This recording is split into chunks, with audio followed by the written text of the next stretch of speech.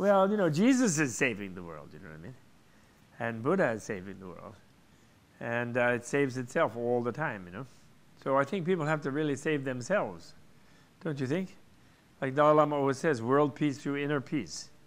And I think that still remains the watchword.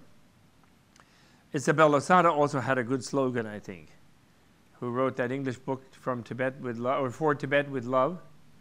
But then they made a mistitle of it here in the U.S. Some stupid thing, How to Save the World, actually. Stupid title. Because they didn't want to put Tibet in there, you know.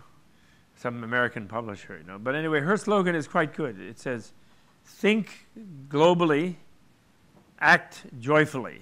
I think that's a really good one. So I think the main thing is to be happy, you know, and forget about saving the world. Well, why save the world? Let it blow up. Who gives a damn?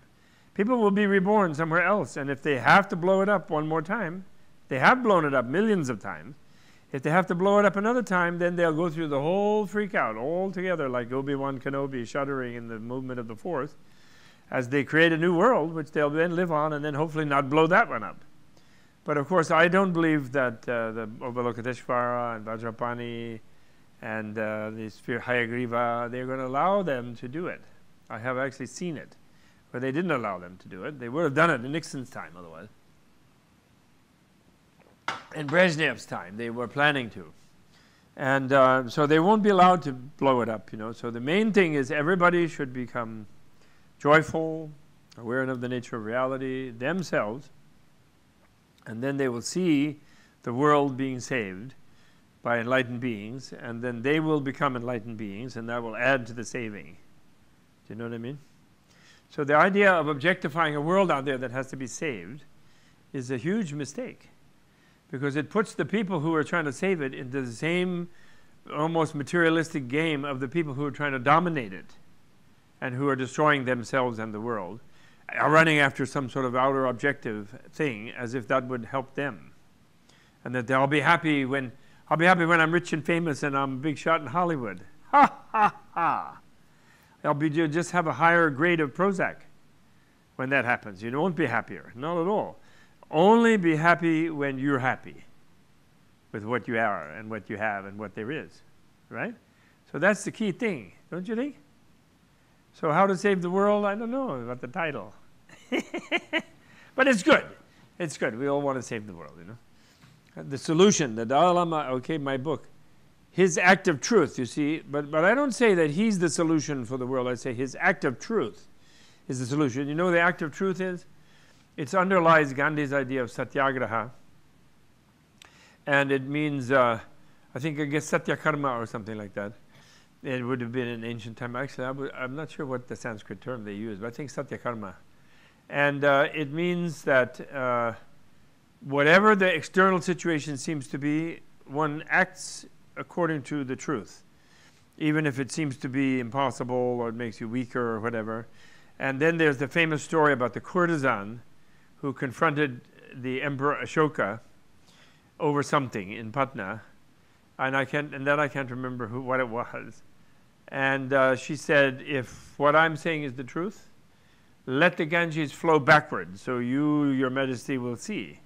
And then Ganges turned backwards and far from the ocean. You couldn't have a tide as high up as Patna, you know. It's hundreds of miles upstream, you know. And the other famous one is the King of Shibi. You know the story of the King of Shibi? King of Shibi was a previous life of the Buddha. It's a Jataka story. And blind beggar, who probably was incarnation of Indra usually in that case, I can't remember, came in and said, and he was very famous, he had beautiful blue eyes, very famous for them, and said, I've heard you have the best eyes in the kingdom, and I want those eyes. I'm blind, and I've heard you're very generous. Please give me your eyes. So the King of Shibi was like, fantastic! Someone asked me something really difficult. I love it. Okay, call the surgeons. You're going to have them. And then all the queens are weeping, and the ministers are freaking out. A blind king, the country will go to ruin, the thieves will come, the enemies will never know what to do. You can't do this, your majesty. You go to the kingdom. No, what are you talking about? I'm going to do it. I can run the kingdom fine, blind. You'll be my friend and help me. I'm going to give my eyes. This is a great culmination of my life. You don't realize this is the best thing that could happen to me. Calls in the surgeons. They're all freaking out. He then says, don't give me anesthetic. I don't want to be out, unconscious, and then you mess it up and then tell me you couldn't do it. I want to be awake for the whole thing. And so they took out his eyes and they transplanted them into the other guy, and people are still having a spaz, you know.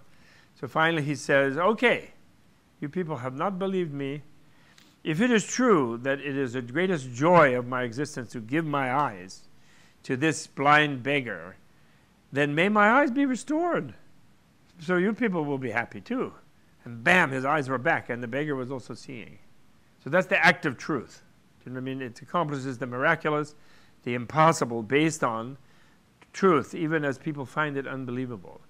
So the truth that people find unbelievable about the Dalai Lama is what he has said since 1988, that the nonviolence is the way of the 21st century. We will not be having these wars. They are a mistake. They're just a carryover, a spillover from the idiot Bushes and the idiot Cheneys and the Halliburtons and the whole dumb business from the century of the superpowers, and that from the century of the imperialists, you know. And superpowers are just what I call not quite post-colonialists.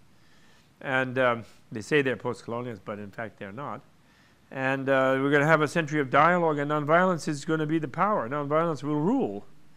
And that's the truth.